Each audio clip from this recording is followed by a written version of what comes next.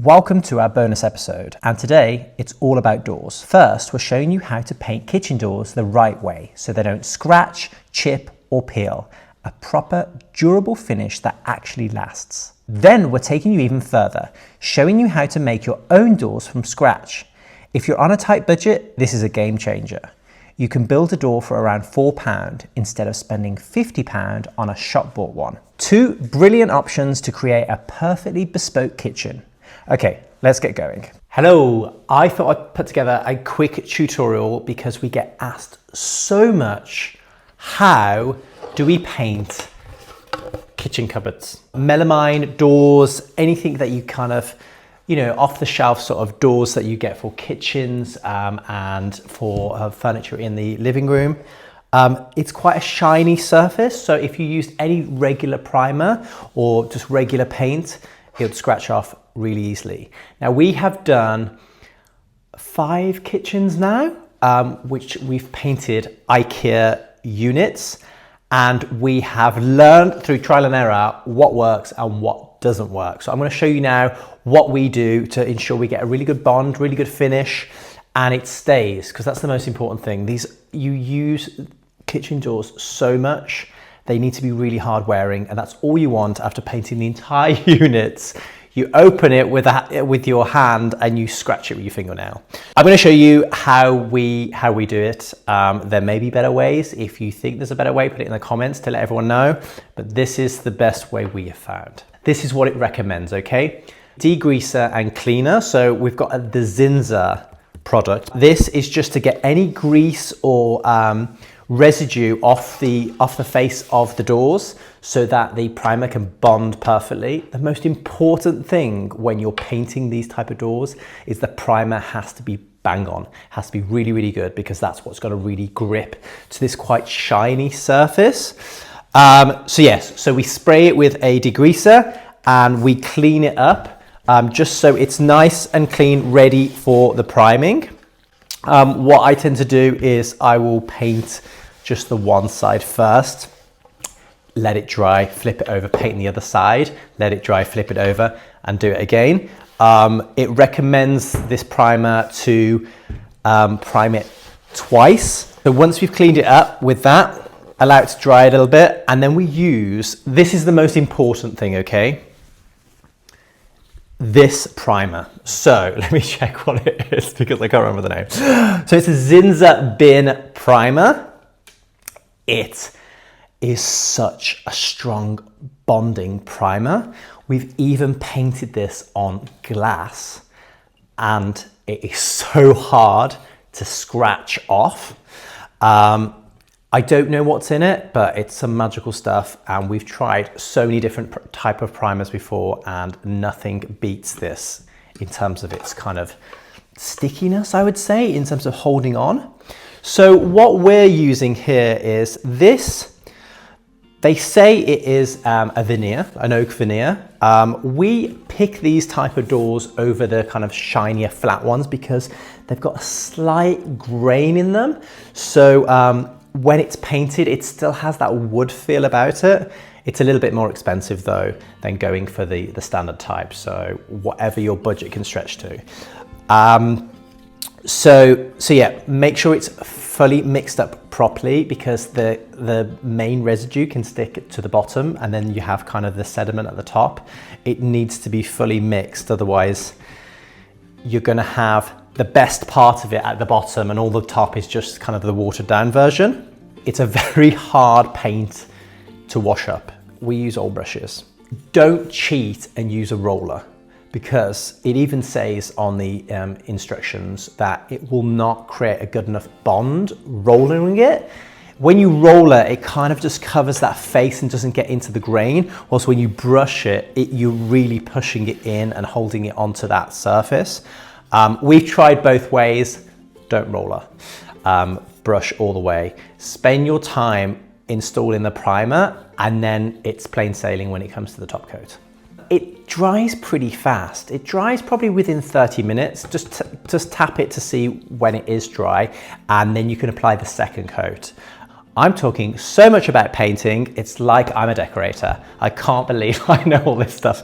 But yeah, let me just get going and start painting this up.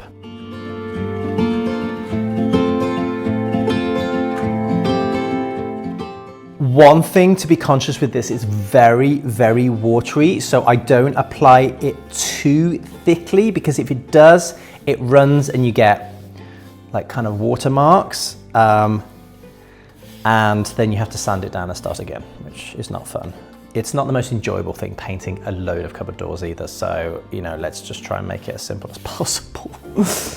I want to make sure I don't get a load of paint stuck on the edge. See, for example, there, when you're brushing, you're painting over and then it starts running down. You don't want that.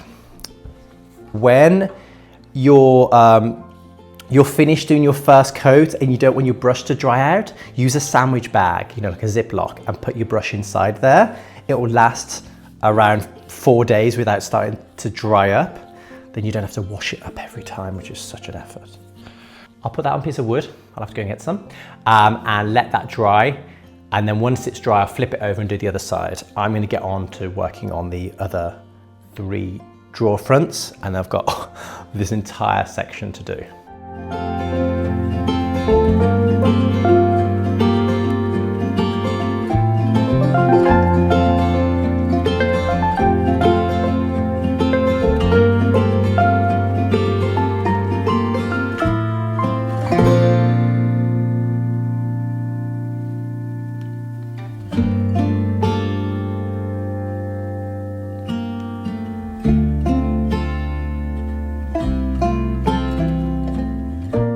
Mention, and you probably noticed that I didn't do any sanding. This primer doesn't require you to sand to buff it up to get a key. It doesn't need that, and that is why we love this primer. No sanding.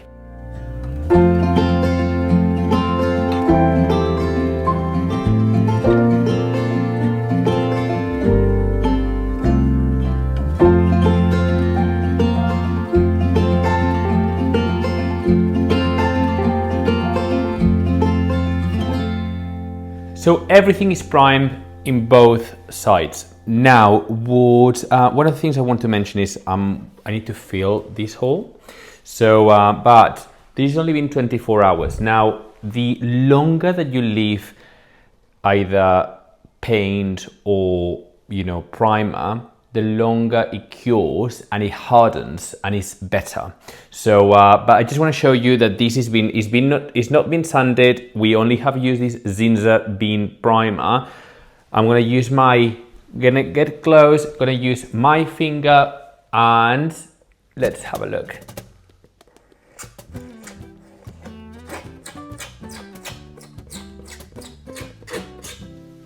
Okay, it hasn't scratched. This is just the primer, it hasn't scratched, which is amazing. Now obviously if I was to sand it hard, it will go off, but this is what we want. Normally what happens in melamine, even if you sand it and you put any primer, it will kind of like come off, and that's the issue. So with that, you have seen, and it's only 24 hours. So I'm just gonna sand lightly these sections because I wanna fill the holes where we had these knobs, as we want to put different ones. And now is the time to do it, because then it can dry and I can sand it and I can prime it again. Just with 120 grit, I'm gonna very lightly sand here. I just want to just make sure that this is flat. To fill these little holes, I'm going to use the Topre wood filler. Now, it says it's ready to paint in 3 hours, but we've just used it for a long time and it works very great. It's powder, you mix it with water, make a little paste, and then it's ready.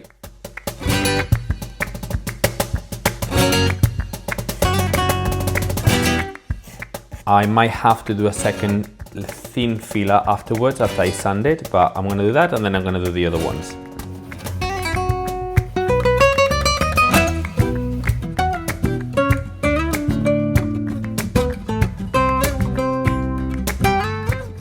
For me, because I have painted so many doors, I like to quickly go with 120 grit sandpaper. You just basically do it quite briefly all over, just to kind of create a little bit more of a key. This primer says that you don't need to do it, you could just like go over with it, but I just, I'm old fashioned.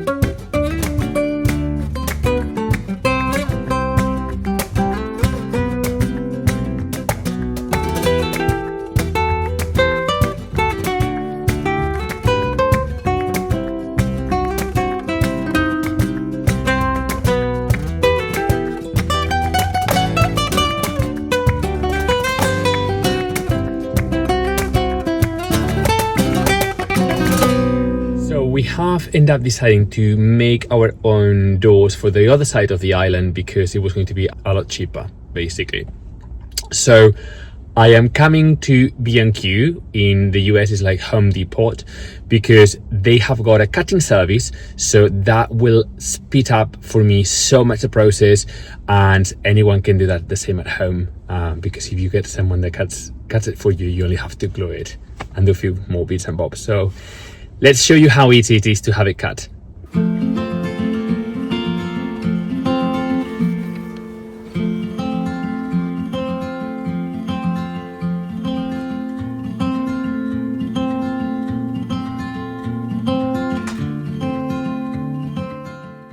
So all my pieces cut.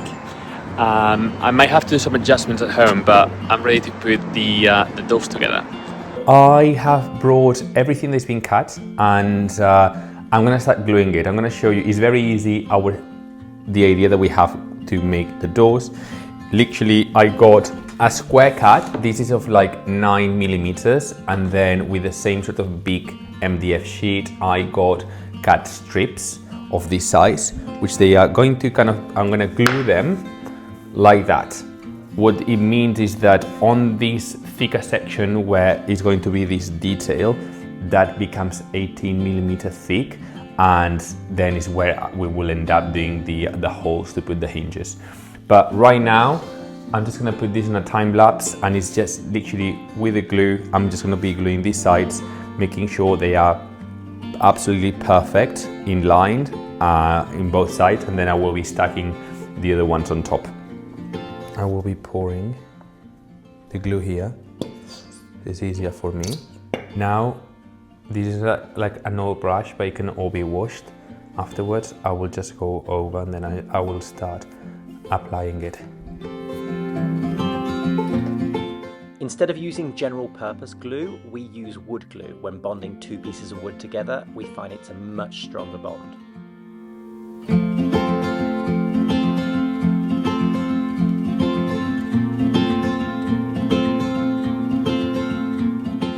Look, this is the door. Imagine it all painted. Now, if you want to be extra, we like it quite simple, but if you want to be extra, you can add like a little detail on the inside. We never value our time, but this is costing us under £20 for 5 doors. So literally £4 a door, which I think is a really good value. And then you can obviously paint it the color that you like. I'm installing the hinges for 5 doors that we're making from scratch. So these are the typical hinges that you use on most kitchen and furniture doors. And this is the template that we got off Amazon. All it is these screws line up for the edge like that. And then you mark up the position of the holes, drill with this drill bit for the large bit, and this drill bit for the screw elements. Make sure not to go too deep and go all the way through, just the depth that you need for that to fit. And then once you have, it will just push in and close, and jobs are good and simple.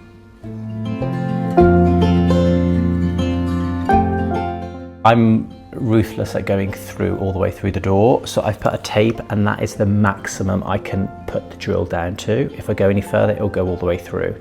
These go very deep. You would almost through. There's probably only about 3 mil of wood left. So this is a really good way of making sure that you go to the depth you need, but not too far. These hinges are made for 18 to 20 mil thick doors, so make sure your doors are that thickness if you're using these hinges.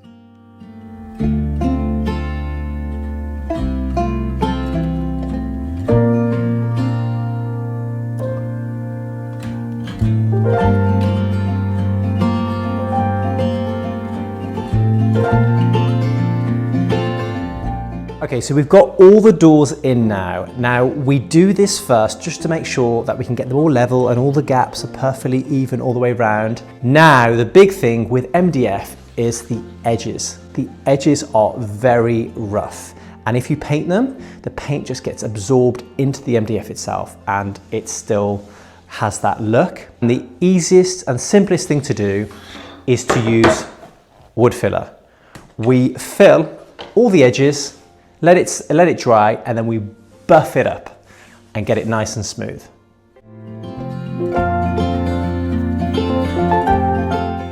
I use a spatula to apply it, but Borja thinks that applying with a finger is much easier. So I'm going to do it and show you, and you can see what the difference is with applications, okay?